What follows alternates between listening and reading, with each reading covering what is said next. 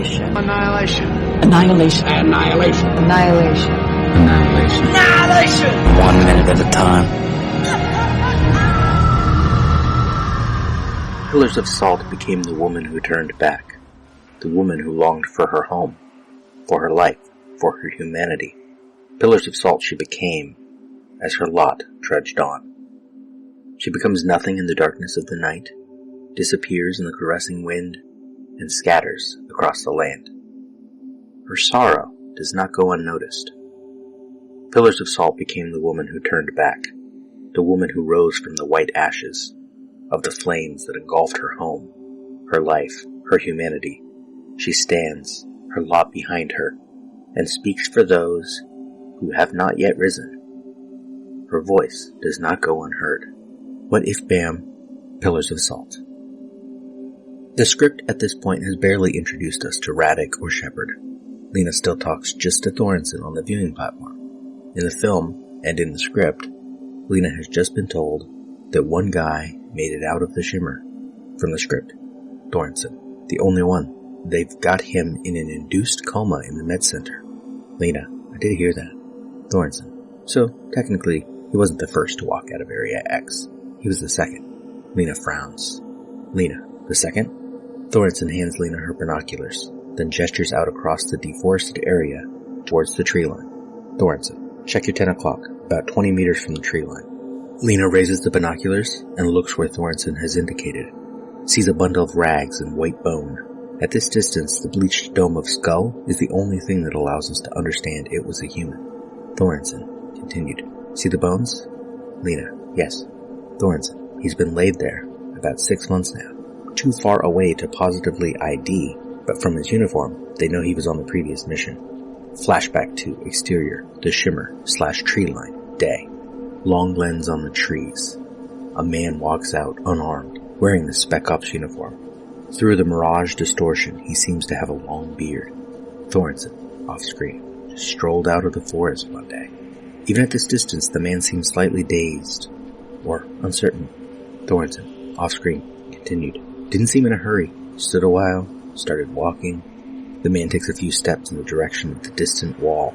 Thorensen, off screen, continued. Then, rapid puffs of red from the man's head and chest, noiseless.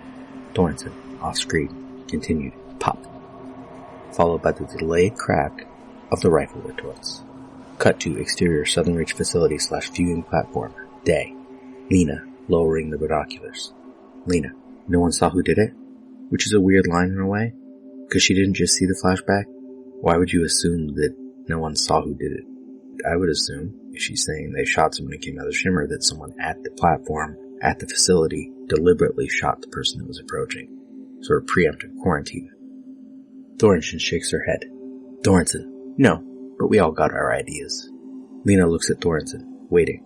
Thorensen continued. Well, it's gotta have been the guy that got out, right? The one they're keeping in the freeze box? Beat. Thorensen continued. Lieutenant Kane. Kane's rank is sergeant here, so side note, Thorensen has it wrong. The script cuts to their daytime entrance into the Shimmer, but we will return to that in minute 28. Here, as minute 25 begins, Lena sits with Thorensen, Shepard, and Radek. Radek has just said there was one military guy who made it out. Sergeant. Radek gets Kane's rank right.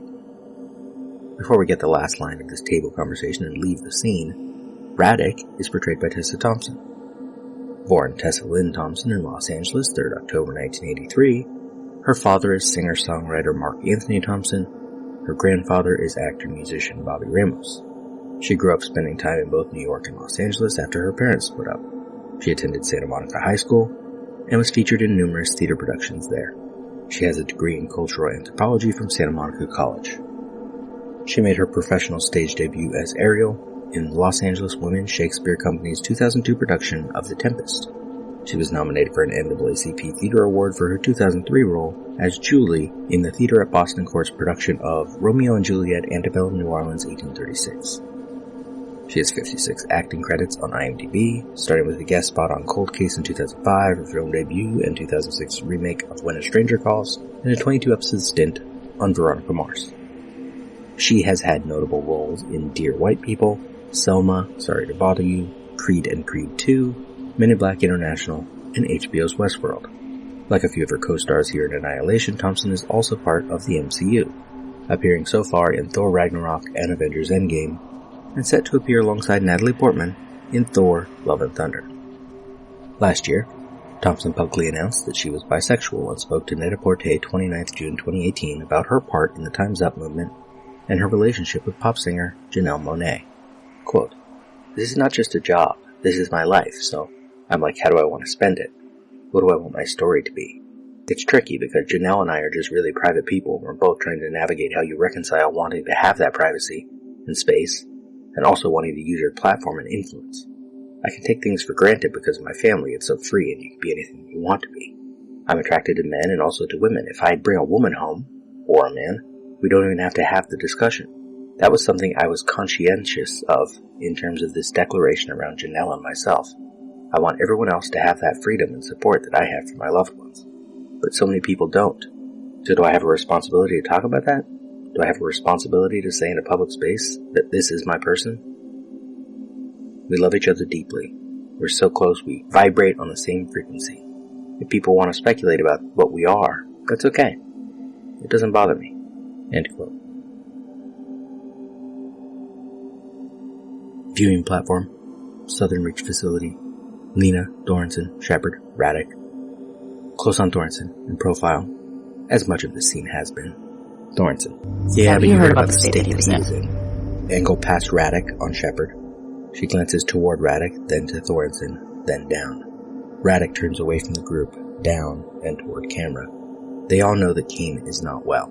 They have 6 days before they enter the Shimmer, and they know that they will not return. As detailed previously, the original version of this scene in the script did not include Shepard and Radek. We did not yet get to know these two characters. One thing the slow pace of the film's version of this scene offers is a portrait of 4 different women who, we will learn, all have their own ways of self-destructing. And in the way this scene was filmed, whether entirely deliberately or not, these women have been framed and reframed in fairly identical ways, visually juxtaposed and equated with one another. Lena, as far as we know at this point, is a dutiful wife. Thorensen is outwardly confident, energetic, outgoing, flirtatious, but she shakes like someone who knows death is imminent. Radek is immediately presented as the younger, more unsure of herself of the 4. But she is smart. She speaks out when she needs to do so. We do not know much about Shepard yet, except she has a fairly obvious, and maybe somewhat protective, attachment to Radek. Second 9 cut to KANE in his hospital bed inside his plastic isolation tent.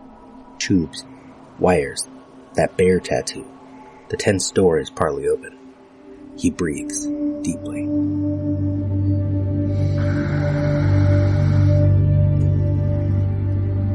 Second 15 angle over the foot of the bed toward the hallway door. A woman in a white hazmat suit sits in the chair against the wall beneath a security camera. Lena's arm comes into view first through the tent's plastic, through the room's glass wall, through the hallway door's window. Layers of abstraction. Second 20 angle past the woman in the hazmat suit on Lena entering the hallway. The woman seems to be sleeping, and Lena is cautious and quiet about closing the door. Lena exits frame to the right. Second 26, we skip Lena's entrance into the room itself. She is already in the room, and now she enters KANE's tent, camera tracking with her. Second 32, angle over KANE on Lena, medium shot. Lena walks along the side of the bed, looking back once to check on the woman in the hazmat suit, then she sits on the edge of KANE's bed. Second 43, angle through the plastic tent on KANE. If not for the immediate movement of Lena's arm reaching for him, we might not even recognize what it is we are seeing. He is so blurred by the plastic. Lena puts her hand on his chest, and the camera focuses through the plastic. Second 50, close on Lena, angled from beneath her. Lena, KANE. She pauses, swallows. I know why you went in. She looks down, swallows again, and starts to look up. And time runs out for this minute.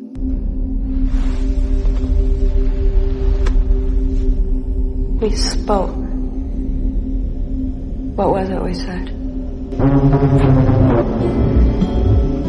Wordlessly watching, he waits by the window and wonders at the empty place inside.